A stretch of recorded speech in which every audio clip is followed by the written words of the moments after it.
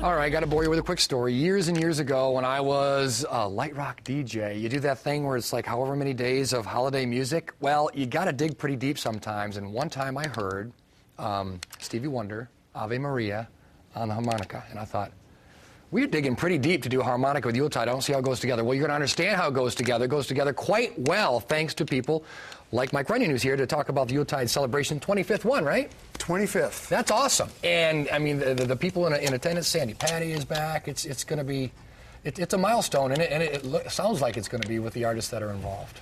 Well, it's a great tradition that's gone for a lot of years, as you say, and this particular version is really spectacular. It's one not to miss. Not the least of which, because it involves you as well. Would you consider yourself a virtuoso, a hardworking student, a historian of the harmonica, or the defender of it? What's the reaction when people hear symphony and harmonica put together? Well, they don't often go together in people's minds. You're right.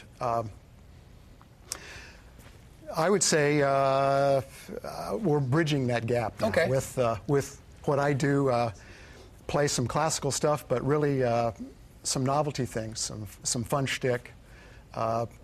Yeah, virtuoso is probably a word that you could use, I guess. Shtick. We're all about shtick on this show, things like that. But I think people might be, they might think of something, sort of the, I don't know what you call it, the classic size, right? The John Ford Western around the campfire, right? Sort of, you know, high noon. But the variety of instruments, are they all for particular types of music, particular keys? How do different keys, different styles, different effects? Yes. Okay. Could you demonstrate the difference between, say, a standard one and that gargantuan bazooka there? So the one you have here, go ahead and play, and yeah, and you basically just blow and draw, right? Okay. And you can get various sounds on that like that. All right. Some of these with buttons on them allow you to get more of the notes. Oh, all right. Sort of probably doubling the number of right, notes available? Right. Okay. Then you have some of these kinds of things.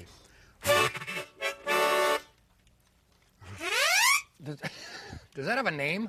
This is a chord harmonica. Harmonica. It's the guitar and drum set of the harmonica orchestra. Ah, thank you for simplifying that for me. Oh my gosh.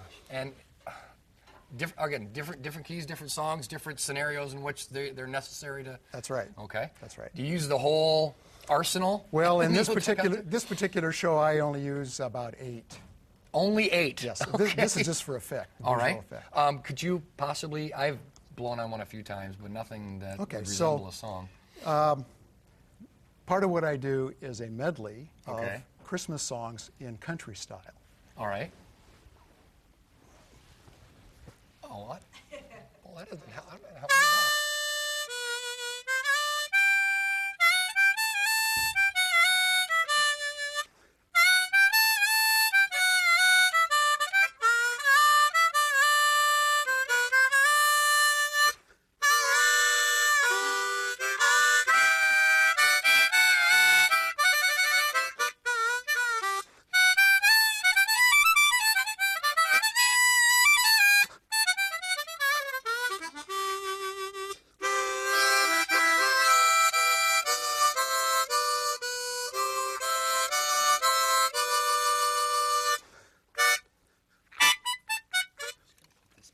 I'm running out of breath just listening to that, and I have to get on a bike a little bit later. But that's I mean, it's festive. It seems very appropriate. Again, you'd mentioned maybe people don't consider that, but can you teach me? I mean, is it a note? Is it a traditional sheet? I see you have some sheet music, but did you begin learning by ear when you were younger, or did you treat it like any other instrument with lessons and etudes and things of that nature? It can be learned that way, by ear or with lessons. Okay.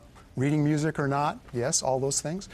I actually ended up being classically trained and studied as a composer. Really? A classical composer, and but did a lot of other things along the way, and just happened to fall into this harmonica with symphony thing along the way. People said, well, we need you to do a little routine, and I thought rather than just play a song, I could maybe snazz it up a little bit with semantics, and it's sort of snowballed. But while you're here, if you want to take this sheet, okay.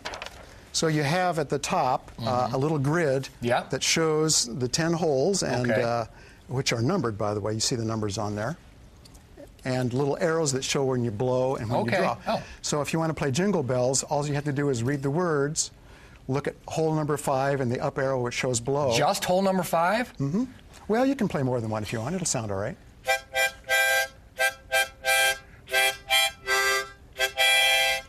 See? There he goes.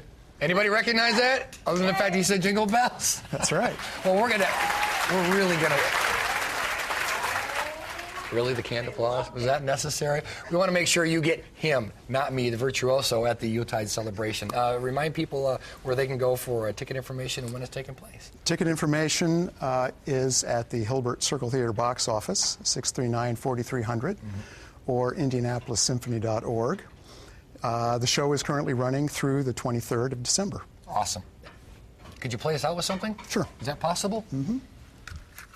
There's the information on screen. We'll have it on IndyStyle.tv.